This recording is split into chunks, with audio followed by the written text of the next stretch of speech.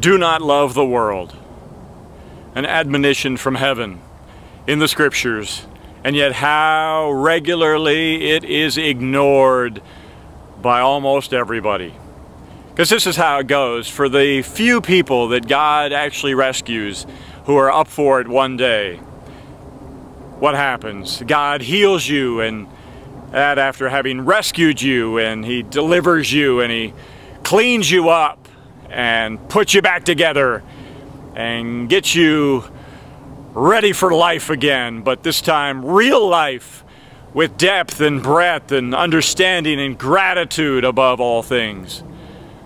And then what happens over time? Yes, the world that chewed you up and spit you out, and a world that didn't care about you and gave you up and ran you out and rubbed you out.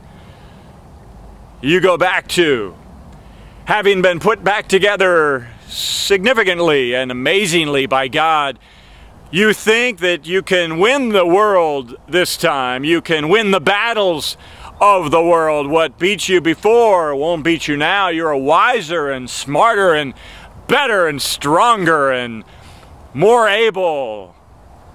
And it's just horrible because you've ignored God's warning. Do not love the world or anything in the world.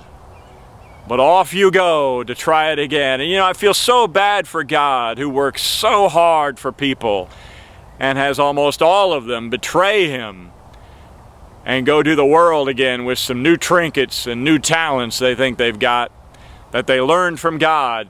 And rather than serve God in a capacity that demonstrates to the world that God is real, for He really is, but people don't know it, you just prove that God is not real to those who would believe such.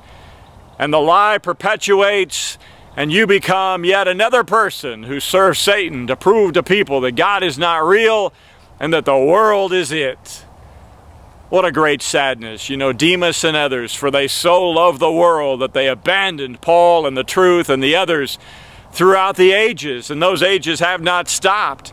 Even in a land of milk and honey, even in an age of convenience and wealth and plenty, people drop God like a hot potato as soon as they get to that threshold where they feel like they can make it now and be satisfied in this life on earth with something less than God intended. Do not love the world. How much more can you be warned than you've been warned already from the beginning of time until now?